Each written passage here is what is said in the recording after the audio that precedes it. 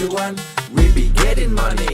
Cuan. Oke Mas Bro, sebelum kita lanjut ke videonya, saya ngasih pengumuman bahwa grup STS sekarang open lagi nih. STS Diskusi dan Rekomendasi bulan Juli 2023. Aktif dari tanggal 1 sampai tanggal 31 Juli 2023. Nah, apa itu STS Rekom dan Diskusi? Dan kita ada dua grup ya di sini. STS Rekom isinya adalah stock pick saham, swing ODT, BSJP, dan scalping. Terus yang di diskusinya adalah tentang diskusi saham buat belajar-belajar atau chatting-chatting tentang pertanyaan yang ada di menu Rekom. Nah, kita akan lihat Rekom yang masih jalan saat ini, yaitu Rekom Juni 2023. Nah, di sini kita ada menu swing seperti ini ya. Saya ngasih target TP1, TP2, TP3. Nah, selain swing kita juga ada menu gorengan, teman-teman ya. Di menu gorengan juga ada menunya seperti ini, teman-teman. Nah, ini ada buy 2-nya seperti itu ya. Nah, bagi teman-teman yang mau gabung langsung japri saya aja ya. Kontak ada di deskripsi, langsung tanya-tanya aja saya langsung. Nah, kita lanjut ke videonya, teman-teman. Assalamualaikum Mas Bro, ya kembali kita di Fajar Daily dan kali ini kita akan bahas Pak Lo. Wih, Pak Lo ya, karena saya termasuk salah satu fansnya Pak Lo Kehong ya. Karena beliau termasuk salah satu investor tersukses di Indonesia, teman-teman. Nah, ternyata Pak Lo Kehong yang udah saya amati selama ini kalau dia membeli saham itu intinya itu hanya pakai 3 macam guys ya, 3 macam syarat aja. Nah, kita akan bahas di sini teman-teman supaya teman-teman itu bisa istilahnya itu terbuka lah ya. Karena untuk saat ini, kedepannya di bulan September ARB akan berlaku simetris. Jadi kita akan lebih berfokus pada saham-saham dengan fundamental bagus ya. Sesuai dengan saham-saham yang sering dibeli Pak Lo. Nah, apakah 3 kriteria saham yang yang menurut Pak Lo itu bagus dan dia itu beli kalau kriteria ketiga ini masuk, teman-teman. Yang pertama tentu aja adalah PBV. Nah, yang difokusin sama Pak Lo kalau dia membeli saham itu PBV. PBV-nya yang murah. Kan kalau nyari seperti itu. Nah, kita akan bahas nih teman-teman, yaitu di salah satu saham Pak Lo Kehong, yaitu di BMTR, yaitu PBV. Nah, PBV nih guys. Nah, PBV BMTR untuk saat ini itu adalah 1,7, 1,9. Jadi di bawah 0, ya, 0,17, 0,19. Jadi di bawah 0, nah ini bahkan di bawah 0,2. Nah, kenapa kita itu kalau misalnya mau investasi gitu ya, harus memilih saham dengan harga buku yang serendah mungkin. Ya, sama aja kalau kita mau dagang, teman-teman. Kalau kita mau dagang ya, tentu aja kalau kita mau kulak dagangan, kan pasti cari yang termurah. Soalnya saya kan punya toko tuh. Kalau saya mau jual palu gitu ya, saya bandingin sama beberapa supplier. Oh, palunya sama kok, di sana lebih murah. Nah, saya akan beli yang paling murah. Nanti biar keuntungannya di toko lebih gede. Seperti itu guys. Jadi intinya kenapa milih PBV yang paling rendah ya? Karena memang kita pengen dapat untung segede-gedenya. Jadi pilih kulaan yang terendah. Nah, cara ngitung PBV itu gimana? Ya, cara ngitung PBV Mas Bro harus tahu harga bukunya dulu, yaitu harga buku per share. Jadi nilai sebuah perusahaan tersebut. Nah, nilai sebuah perusahaan tersebut tuh bisa dicari dari sini Mas Bro, yaitu ekuitas dibagi jumlah lembar saham. Jadi ekuitas itu modal perusahaan tersebut atau seluruh aset ya. Seluruh ekuitas itu kayak modal ya, kayak semacam gedung ya, terus kendaraan segala macam itu dijadikan duit gitu jadi ekuitas. Nah, ini udah dihitungkan oleh sekuritas. Kalau teman-teman itu pengen agak ribet, teman-teman bisa lihat di laporan keuangannya tentunya. Nah, ini udah dihitungin guys. Jadi ekuitas dari BMTR adalah 27 triliun sekian-sekian. Tinggal ini dibagi jumlah lembar saham, maka akan keluar harga buku. Jadi harga buku per lembar saham ya. Satu lembar sahamnya BMTR itu kalau dirupiahkan ya, dilikuidasi lah seperti itu. Kalau semuanya dijual, dicairkan jadi duit, itu satu lembarnya itu bernilai 1.642. Nah, tapi di pasaran itu BMTR hanya dihargai 300 perak. Nah, itu berarti cara ngitung PBV itu ya ini 300 perak ini dibagi ini 1.600 sekian. Jadi keluar PBV-nya 0,19 kali. Nah, ini dia guys ya. Jadi Pak Lo itu senang beli saham dengan PBV yang rendah. Kenapa? Karena dia membeli produk di bawah harga sebenarnya dia. Nah, harga sebenarnya dia adalah 1.600-an, tapi kita bisa beli atau Pak Lo beli di harga 300.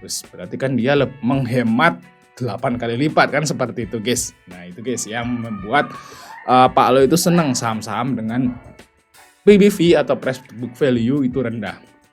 Itu yang pertama guys ya, syarat yang pertama. Nah, yang kedua guys, yang kedua adalah PER ya, Price to Earning Ratio. Nah, kalau yang pertama itu adalah nilai sebuah perusahaan tersebut kalau diuangkan itu jadi berapa. Yang kedua ini, PER-nya ini adalah kemampuan perusahaan tersebut untuk menghasilkan laba. Jadi semakin labanya gede itu semakin bagus. Kayak gitu guys ya. Itu yang syarat yang kedua Pak Lo kalau mau beli saham. Belilah saham dengan PER yang serendah-rendahnya tentunya. Nah, kalau kita lihat BMTR di sini guys, kalau ngelihat PER teman-teman itu ditahunkan ya. Biar enak ngitungnya. Kalau ngitungnya per kuartal kayak gini juga nggak apa-apa. Kalau misalnya nge-swing itu boleh seperti ini. Biasanya kalau saya kalau saya ngitung saham IPO itu per kuartal aja, nggak saya setahun kan, karena modelan saya adalah swing teman-teman, bukan invest kayak Pak Lo. Kalau Pak Lo mungkin ngitungnya ditahunkan, kalau saya sih kan swing. Kalau swing biasanya cuman maksimal 3 bulan. Jadi saya ngitungnya per kuartal aja, teman-teman. Kalau ngitung rasio keuangan gitu ya. Ya mungkin itu yang menyebabkan saya agak beda nih sama yang lain kayak gitu. Nah, kita lihat teman-teman ya, PER.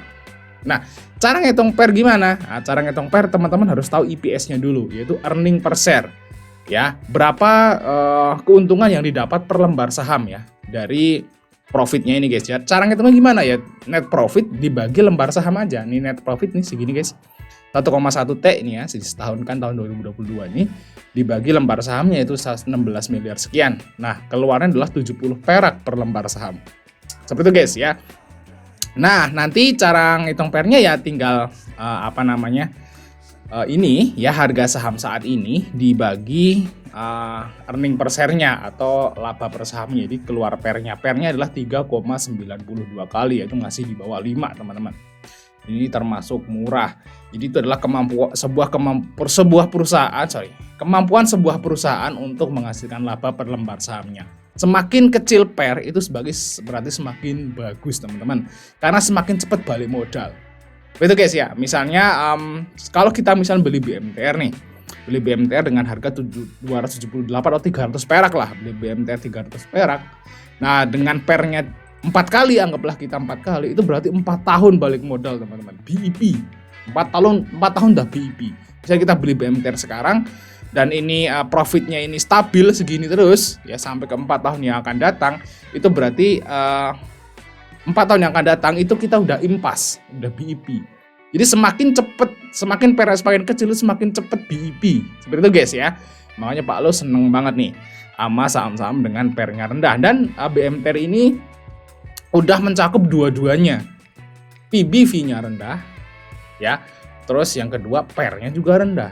Jadi harga bukunya itu dijual murah, terus labanya gede saat harga bukunya dijual murah. Jadi istilahnya ini yang disebut mercy harga bajai, seperti itu guys. Nah, ini syarat yang kedua. Terus syarat yang ketiga itu adalah manajemen. Nah, ini guys, kalau manajemen kan faktor eksternal ya yang kita istilahnya nggak bisa hitung.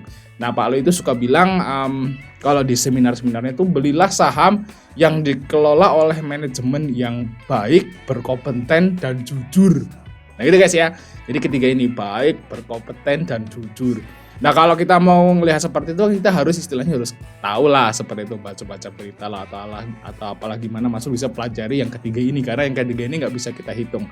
Mungkin kalau Pak Lo mau metodenya mungkin udah kenal kali ya sama bos-bosnya di sana gitu, misalnya mau beli Build gitu ya, atau waktu beli TPLA atau pas beli Cevin udah terkenal orang-orang yang di sana, makanya dia yakin bahwa manajemen itu baik dan jujur. Dan metode yang terbaik untuk swing itu adalah swing di saham-saham dengan fundamental bagus. Nah, saat teman-teman itu tahu cara, ini saham ini fundamental bagus, kedepannya calon bagus. Nah, kalau seperti itu kita beli saham, walaupun nanti habis beli kita di bawah turun, itu kita bisa tenang aja. Kedepannya bakal bagus, santai aja. Malah kita bisa nambah muatan dan akhirnya ujung-ujungnya cuan juga. Jadi kalau swing itu tetap pakai fundamental teman-teman, tapi yang teknikal juga nggak kalah penting. Jadi kombinasi kalau swing itu kombinasi antara fundamental dan teknikal teman-teman. Nah, kalau mau ODT itu pakai bandarmologi, tapi kalau swing itu teknikal dan fundamental sih yang utama teman-teman. Nah, mungkin itu guys ya, cara Pak Lo itu memilih sebuah saham ya. Semoga teman-teman istilahnya itu bisa terbuka lah untuk saat ini mulai September depan kita lebih berfokus pada saham-saham dengan fundamental yang bagus-bagus aja, yang murah-murah aja seperti itu guys ya untuk dibeli, karena agak ngeri juga kalau nanti udah ARB-nya simetris. Sampai ketemu di video berikutnya teman-teman.